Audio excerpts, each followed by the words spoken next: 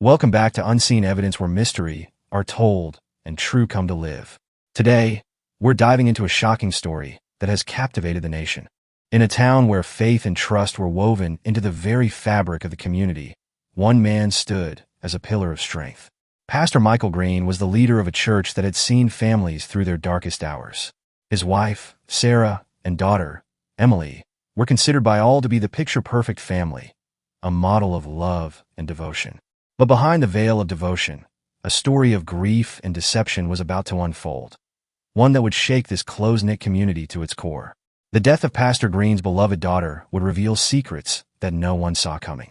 A tale of loss, lies, and betrayal that would leave everyone questioning the very foundation of trust they had placed in him. This is the story of how one pastor deceived an entire congregation about the death of his daughter, and the chilling truth that followed. From the outside, the Green family appeared to be a model of faith and happiness. Pastor Michael Green, with his deep voice and kind demeanor, had built a reputation as a compassionate leader. His sermons were filled with hope and strength, and he was known for offering a guiding hand to those in need. Alongside him was his wife, Sarah, the supportive partner and loving mother who, like Michael, was heavily involved in the church. And then there was Emily, their only daughter, a vibrant 16-year-old who, to the community, represented everything that was good in the world.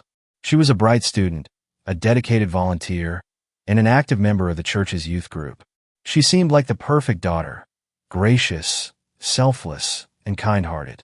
But the picture-perfect image they presented was just that, an image. A carefully crafted facade that hid the darkness lurking behind the walls of their home. The reality of their lives would soon reveal itself in a shocking and heartbreaking way. It was a Sunday morning, and the usual hum of anticipation filled the air as the congregation gathered for their weekly service. But this time, something was different. Pastor Michael Green stepped up to the pulpit with an air of solemnity that immediately drew the eyes of every person in the room. As the congregation grew quiet, they saw something in his eyes, something that told them this was no ordinary sermon. His voice, usually steady and full of conviction, cracked with emotion as he began to speak. With great sorrow, Pastor Green made the heartbreaking announcement that his beloved daughter, Emily, had passed away. The words were like a heavy weight falling on the shoulders of everyone present.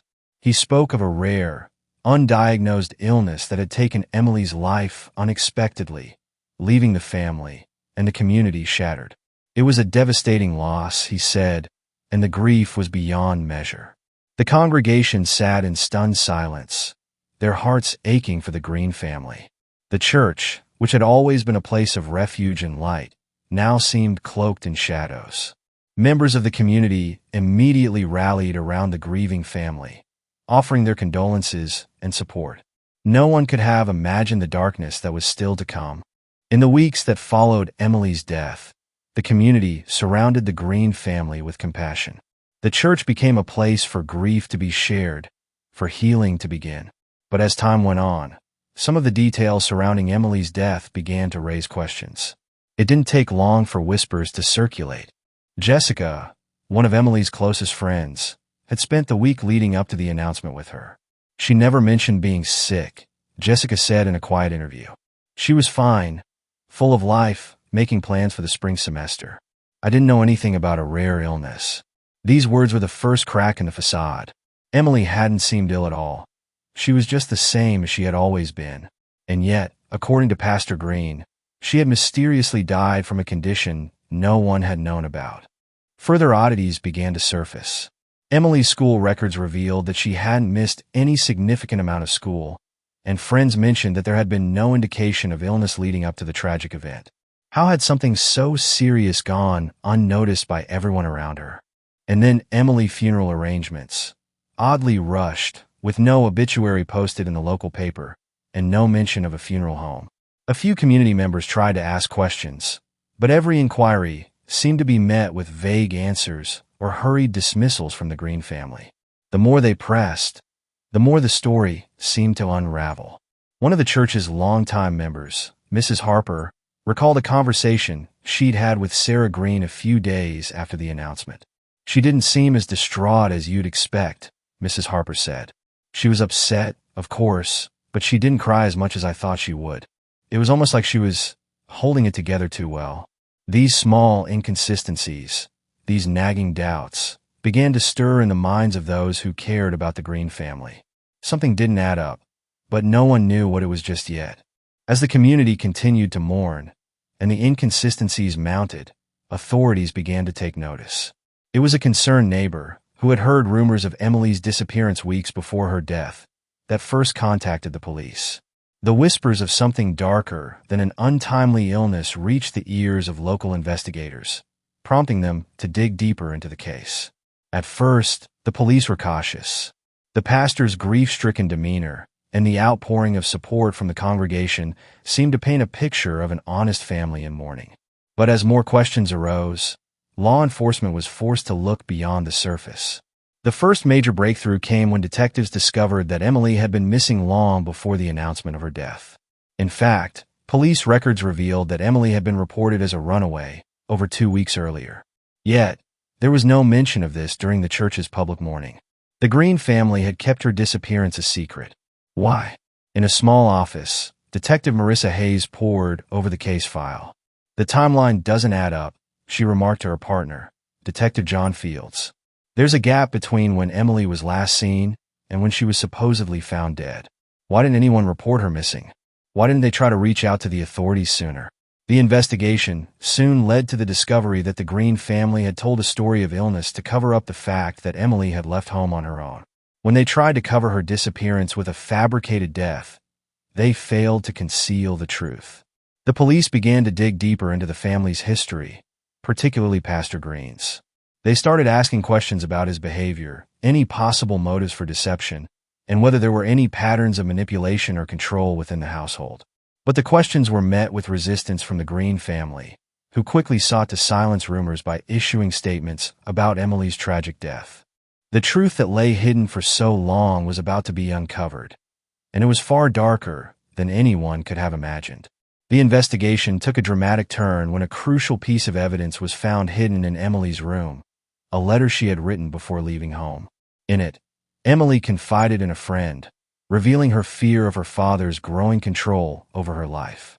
She described a life behind closed doors that was far from the perfect image Pastor Green had portrayed to the public.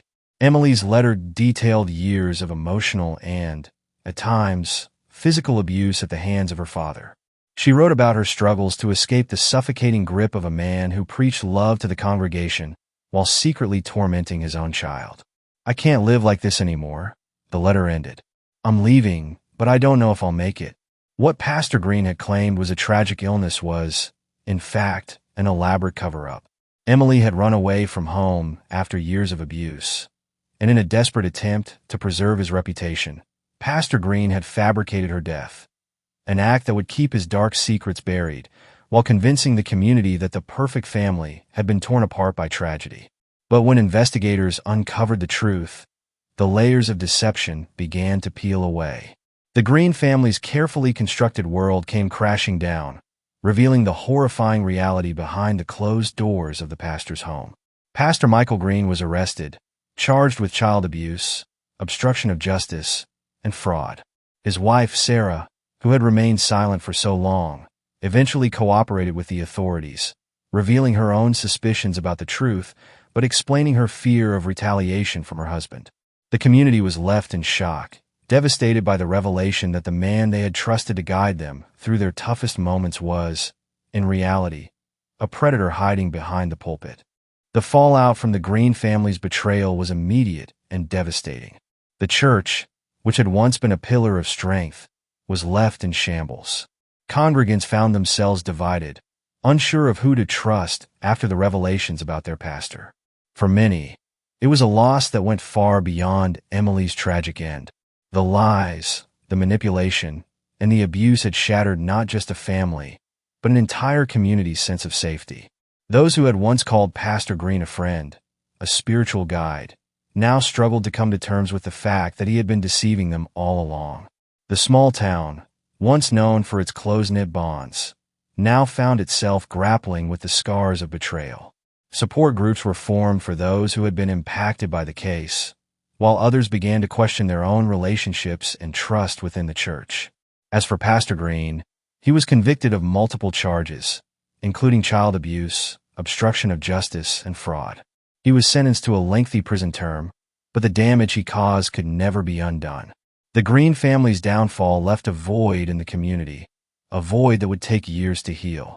But for Emily, the girl who had suffered in silence for so long, the truth had finally been revealed. It was a bittersweet victory for those who had fought for justice in her name.